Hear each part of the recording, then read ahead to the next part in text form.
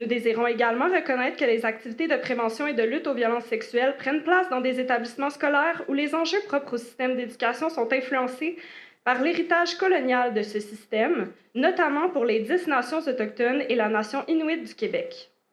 Nous tenons à encourager toute personne qui nous écoute aujourd'hui à prendre le temps de se renseigner sur la véritable histoire du Canada et du Québec, qui, soit dit en passant, n'est toujours pas adéquatement enseignée dans les écoles. Nous vous invitons donc à prendre le temps de vérifier quelles nations autochtones occupaient et occupent toujours le territoire sur lequel vous vous situez physiquement aujourd'hui et à avoir une pensée en hommage à tous les jeunes qui n'ont pas pu retrouver le chemin de la maison. Merci beaucoup. Bonjour à tous, merci d'être présents aujourd'hui. Je m'appelle Cloriane Augustin, je suis la co-coordonnatrice du collectif Jeunesse La Voix des Jeunes Cons. Donc moi, ça fait 5 ans que j'accompagne les filles dans leur lutte contre les violences sexuelles. Et puis, je tiens à dire que on est chanceux au Québec d'avoir un groupe de jeunes qui se mobilisent constamment depuis 5 ans pour revendiquer justement une loi cadre pour combattre les violences sexuelles dans le milieu scolaire. Moi, je les trouve extrêmement fortes et je les appelle nos héroïnes. Je me rappelle la première conférence de presse qu'on avait faite, les filles, j'avais dit que je voulais plus jamais qu'il y ait aucune jeune qui se lève sur le podium pour demander d'être crue, entendue et protégée. Aujourd'hui, ça fait 5 ans. 5 ans, c'est pas un chiffre qui est le fun. 5 ans, c'est douloureux. C'est énormément de travail. Donc, je suis vraiment fière d'être accompagnée de ces filles-là. C'est un honneur pour nous de pouvoir justement leur laisser la parole. Donc, merci beaucoup, puis bonne conférence. Bonjour à tous et à toutes. Je m'appelle Thériane et je suis membre du collectif La Voix des Jeunes Cons. Encore une fois de plus, nous nous mobilisons devant un public afin de valoriser la voix de tous les jeunes. Nous soutenons et nous nous battons afin que tous les jeunes du Québec soient protégés. C'est un travail de longue haleine et ça nous prend énormément de motivation et de courage pour qu'on puisse en parler. Seulement cette année, nous avons pris la parole pas moins de 6 fois lors de points de presse et avons fait plusieurs entrevues médiatiques afin de ramener la question des violences sexuelles au public. L'inaction du gouvernement est beaucoup plus blessante que l'on ne pense car ça fait déjà 5 ans qu'on répète que les violences sexuelles se produisent dans nos institutions scolaires. Vous devez comprendre que l'école, c'est comme notre deuxième maison. On y passe tout notre temps. Pendant un moment, on se demande si la voix des jeunes compte réellement pour le gouvernement. Dans plusieurs cas de violences sexuelles, la victime doit continuer de côtoyer son agresseur à l'école, dans sa classe et même dans les couloirs de l'école. Ce n'est pas normal. Ce n'est pas normal qu'on demande à la victime de changer d'école. Que faites-vous lorsque la victime ressent un sentiment de culpabilité d'avoir dénoncé ou non ce qui s'est passé? Que faites-vous du sentiment d'insécurité que cela nous procure? Que faites-vous des répercussions psychologiques qui agissent sur une victime à long terme, voire ineffaçables tout au long d'une vie? Et puis, que faites-vous des agresseurs qui souvent ne reçoivent aucune conséquence pour leurs actes ou sont tout simplement changés d'école, ce qui leur permet de continuer de proliférer leurs agressions sur un tout autre territoire d'établissement scolaire? Ce sont des vrais scénarios qui découragent les personnes victimes à demander de l'aide et les incitent à se soumettre à la culture du silence présente dans nos écoles et dans nos sociétés. Cette loi qu'on demande est d'une importance cruciale puisqu'elle garantit des protocoles clairs en matière de prévention et d'intervention face aux violences sexuelles dans le milieu scolaire et le manque de protocoles à ce sujet normalise beaucoup de comportements qui ne devraient pas avoir lieu. Pendant mon secondaire, j'ai eu des phases où j'étais découragée, j'avais perdu espoir d'exister. Une psychoéducatrice m'a demandé ce qui était ma raison de vivre. Je lui ai répondu le collectif. Le collectif m'a sauvé la vie. Il me fait sentir que j'existe dans cette société. Nous sommes une famille qui se bat tous les jours afin que tous les jeunes du Québec soient en sécurité. C'est un sisterhood. On le fait pour tous ceux qui n'ont jamais pu avoir de soutien. Aujourd'hui, j'ai gradué du secondaire sans avoir pu être protégée, mais malgré l'épuisement, nous allons continuer de se battre jusqu'à temps qu'on soit entendu. Nous ne voulons pas abandonner les victimes quand le gouvernement le fait. Notre plus grand souhait, c'est que les jeunes puissent grandir, pratiquer une activité parascolaire, étudier et s'épanouir dans un environnement sain et sécuritaire. On demande au gouvernement de protéger les générations futures parce que les violences sexuelles, ça se passe dans nos écoles au Québec. #MeTooScolaire. Bonjour, je m'appelle Samuela. Malheureusement, j'ai été témoin et victime de violences sexuelles. Lorsque moi et mes amis étaient en train de changer dans les vestiaires du gymnase pour le cours d'éducation physique, le professeur a ouvert la porte du vestiaire et il a ouvert la porte et il est resté là à nous regarder en essayant de nous dépêcher. J'étais sous le choc et je me sentais mal à l'aise. J'en ai parlé à ma directrice et il nous a dit que c'était pas grave car il prenait sa retraite bientôt. Ces mots sont encore gravés dans mon crâne. Aujourd'hui, moi aussi, j'ai terminé mon secondaire et dans ces conditions traumatisantes. J'ai envie de dire qu'il y a plein de dimensions aux violences sexuelles et il faut avoir une vision large de la problématique et avoir une approche inclusive. Il ne faut pas négliger qu'il y a d'autres dimensions. Et maintenant, à qui on va pouvoir faire confiance si même la direction ne soutient pas et n'agit pas en faveur des élèves, mais préfère protéger la réputation de l'école. J'aurais aimé que ma directrice me prenne en considération mes besoins et prenne en action pour démontrer que c'est inacceptable. Mon intégrité et ma sécurité n'auraient jamais dû passer après la réputation de l'école. Je me suis sentie de moins de valeur et j'ai peur pour les prochaines générations. Ce genre de liberté prise par les directions d'école encourage la culture de viol et dissuade les victimes de dénoncer. Quand ta situation est banalisée, cela ne te donne plus envie de dénoncer, même dans le futur. C'est pour ça qu'on demande une loi. On veut une loi pour encadrer cette culture de viol qui règne à l'école. À tous les chefs des partis, agissez. Bonjour, je m'appelle Erika et je m'implique dans le collectif La Voix des jeunes depuis que je suis toute petite. Durant mon parcours scolaire, j'ai été témoin de plusieurs formes de violences sexuelles comme attouchement et partage de vidéos sans consentement. Ayant fait du sport pendant tout mon secondaire, je n'ai pas senti que mon environnement était sain et sécuritaire. Je pense sincèrement que les violences sexuelles sont un enjeu majeur dans le milieu du sport et de l'éducation et que le gouvernement doit nous écouter. Parfois, la culture du silence est tellement forte qu'on passe des années sans même savoir que nos amis les plus proches ont vécu la même chose que nous. On a peur, on se sent abandonné et surtout à risque de revivre ces violences à tout moment en raison de l'inaction des adultes et surtout par l'impunité qui se transmet sans cesse d'une génération à l'autre. Étant rendu à l'université, je trouve pas ça normal qu'il y ait une loi dans les cégeps et les universités, tandis que les écoles primaires et secondaires n'en ont pas. En étant jeune, c'est encore plus difficile de s'affirmer et de reconnaître les violences sexuelles et de dénoncer dès le primaire qu'on doit être sensible. Dès le primaire, on doit être sensible au sein de relations et non pas 1 heure de cours par année. Il faut en faire plus. Ce qu'on demande aujourd'hui, c'est que les chefs du parti prennent en considération nos vécus et la voix de tous les jeunes du Québec. Il faut arrêter de penser que les jeunes ne savent pas de quoi ils parlent. On demande plus qu'une affiche de prévention dans une toilette. On demande une loi qui encadre des protocoles adaptés à la réalité de tous. Merci. Je m'appelle Shanice. J'ai moi-même été victime de violences sexuelles à l'âge de 14 ans dans mon école secondaire. Contrairement à ce que certaines personnes pensent, ce ne sont pas des cas isolés. Aujourd'hui, je prends la parole, encore une fois, ici, forte, accompagnée de mes amis, pour demander à l'ensemble du Québec de nous écouter et de demander à ce que les jeunes puissent être protégés dans les écoles. Il faut arrêter de banaliser les violences sexuelles. C'est important que les partis politiques prennent des engagements ensemble pour s'assurer qu'on ne subisse pas ces gestes traumatisants. En ce moment même, il y a des agresseurs qui circulent partout autour de nous, que ce soit des jeunes ou du personnel en position d'autorité. Il y en a et personne ne fait rien. C'est plus facile de fermer les yeux que d'affronter la réalité. Nous sommes épuisés de nous mobiliser pour faire entendre nos voix. Cette loi qu'on demande est une solution réfléchie depuis très longtemps. Fermer les yeux sur cette problématique, c'est être complice des agresseurs, car on ne cesse de vous dire qu'il y a une rupture de service en matière de violence sexuelle chez les jeunes. 4 ans plus tard, je vis avec les conséquences de mon agression et de l'inaction de l'école. Ça me fait de la peine de savoir que je suis loin d'être la seule, car 55% des victimes sont des jeunes.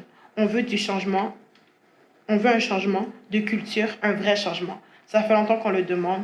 On demande une loi. #MeTooScolaire. Nous sommes à bout de souffle, mais je tiens à saluer la ténacité des membres qui en font partie depuis sa création.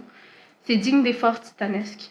Tout d'abord, je tiens à préciser que la motion qui demandait l'implantation d'une loi cadre pour combattre et prévenir les violences sexuelles déposée par Catherine Fournier en 2020 a été adoptée à l'unanimité et que tous nos efforts ont été balayés du revers de la main lorsque cette année, la motion déposée a été engloutie par la dissolution du gouvernement. L'urgence d'agir, ça fait longtemps qu'on la souligne, mais on ne nous écoute toujours pas. Aujourd'hui, nous faisons ce que les adultes n'ont pas su faire et nous le faisons pour les prochaines générations. Parce que la majorité d'entre nous, on a déjà gradué du secondaire et on n'a aucunement été protégés.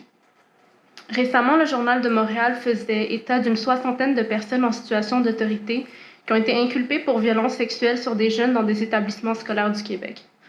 Chaque semaine, nous recevons des témoignages et nous apprenons de nouveaux scandales dans les écoles. C'est pas normal que ces violences se produisent de manière aussi récurrente, qu'elles soient aussi banalisées, notamment pour les adultes, parce que c'est beaucoup plus facile de fermer les yeux sur ce qui se passe que de faire face à cette vérité. En cette campagne électorale, les violences sexuelles demeurent les grandes oubliées des promesses. En tant que jeunes, on se demande si nos vécus et nos voix comptent réellement pour la classe politique. Et ce, malgré les multiples cas qui ont été médiatisés sur les réseaux sociaux notamment, tout en sachant que Plus de la moitié des victimes n'ont même pas 18 ans.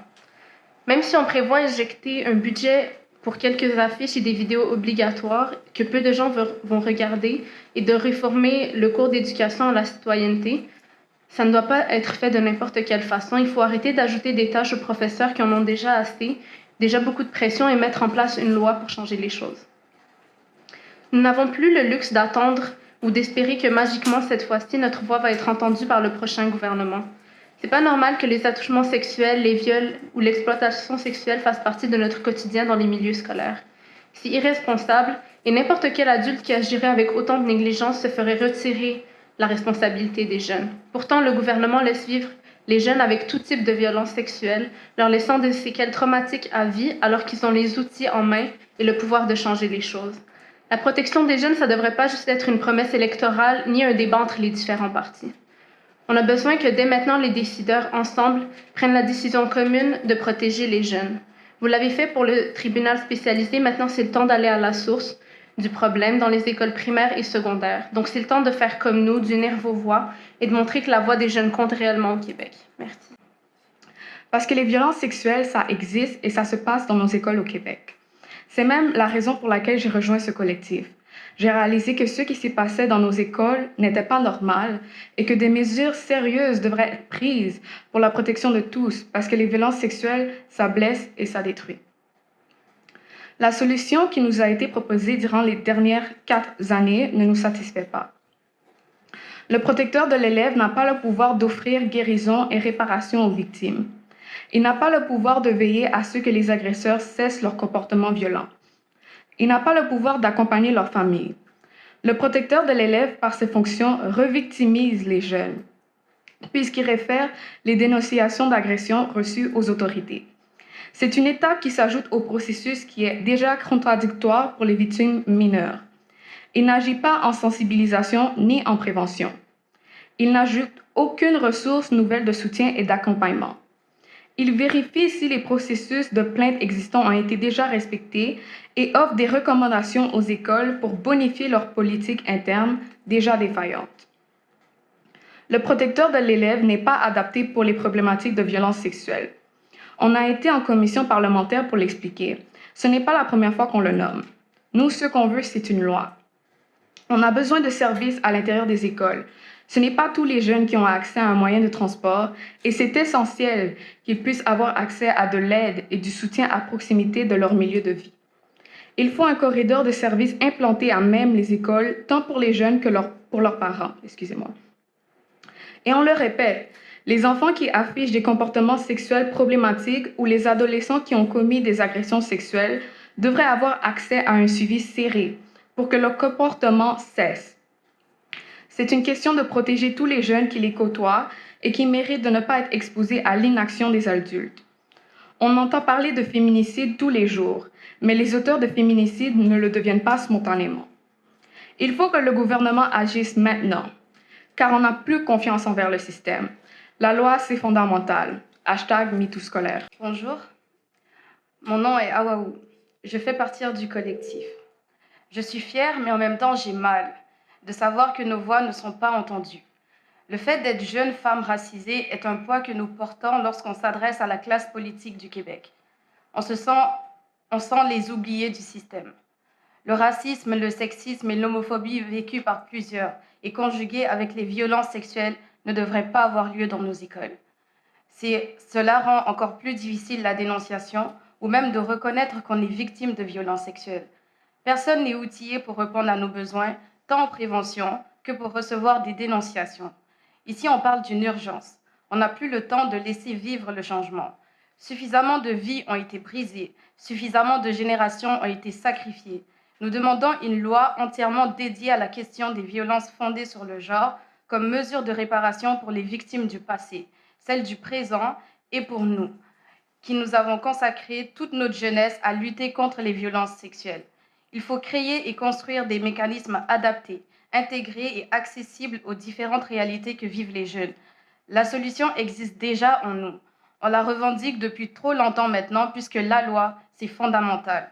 Pour toutes les personnes qui nous voient et qui nous écoutent, sachez qu'on vous voit et qu'on vous croit. Pour les prochaines générations qui auront le malheur de porter, elle aussi le flambeau, on vous soutiendra, là où les systèmes nous ont abandonnés.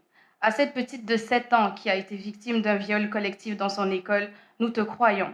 À tous ces jeunes victimes qui ont été agressées par des membres du personnel de l'école en position d'autorité, nous vous soutenons. Aujourd'hui, on demande aux chefs des partis de mettre un terme aux violences dans les écoles et de protéger les futures générations. Parce que les violences sexuelles, ça se passe quotidiennement dans les écoles au Québec. On a rencontré beaucoup de politiciennes et personnes influentes qui semblaient être touchées et interpellées par notre lutte. Mais malheureusement, ça ne s'est jamais traduit en action. Pour une énième fois, on demande de faire ce qui est juste, on demande de faire cesser l'impunité et l'omerta dans les écoles, on demande la loi. #MeToo scolaire. Bonjour à vous. Alors, mon nom c'est Mélanie Lemay, je suis cofondatrice de Québec contre les violences sexuelles. Ça fait plusieurs années aussi que je soutiens en tant que coordonnatrice et mentor le collectif. Je ne sais pas pour vous, mais moi, quand je les observe, je ne peux pas faire autrement qu'être touchée, émue. Et je me sens honorée, en fait, de leur contribution. Parce que non seulement, en fait, on n'a jamais vu, ni ici ni ailleurs, un collectif aussi soudé. Ça a été nommé, en fait, cette solidarité-là, cette sororité-là qui s'est construite ici. Elle a été salvatrice. Certaines d'entre elles ont nommé très clairement à quel point ça avait été un vecteur pour elles de transformation, de guérison. Moi, je pense vraiment à toutes les victimes en ce moment qui sont isolées, qui n'ont pas accès à un soutien. Et moi, je me questionne vraiment à savoir qu'est-ce qu'on va faire. Non seulement leur expertise résonne déjà à l'international. Elles ont eu la chance de rencontrer Tarana Burke, la fondatrice du mouvement MeToo elle-même, qui était émue, qui était touchée. Comment ça se fait que nos élites politiques ici n'ont pas la capacité de s'arrêter 2 secondes pour les regarder? Puis comme ça a été soulevé, en fait, ça commence à poser des sérieuses questions sur notre société.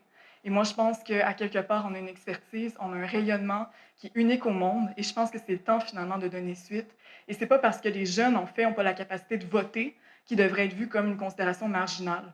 C'est pas parce que nous, en tant que leaders, en tant qu'adultes, on considère qu'il y a des enjeux plus importants, comme par exemple toutes sortes de débats publics qui sont montés finalement sur des ficelles. Moi, je pense vraiment, en fait, qu'il faut arrêter de faire la partisanerie de bas étage et s'intéresser vraiment à ce qui est fondamental, et c'est les droits. Et moi, je pense que vraiment, on mène par l'exemple, et je tiens vraiment à vous remercier, en fait, pour ce que vous avez créé, les filles. Moi-même, en étant jeune, j'aurais bénéficié de votre solidarité, de votre soutien. Donc, vraiment, je vous remercie pour ça. Et pour toute demande média, en fait, vous pouvez nous poser vos questions. Par la suite, le collectif va rester disponible. Merci.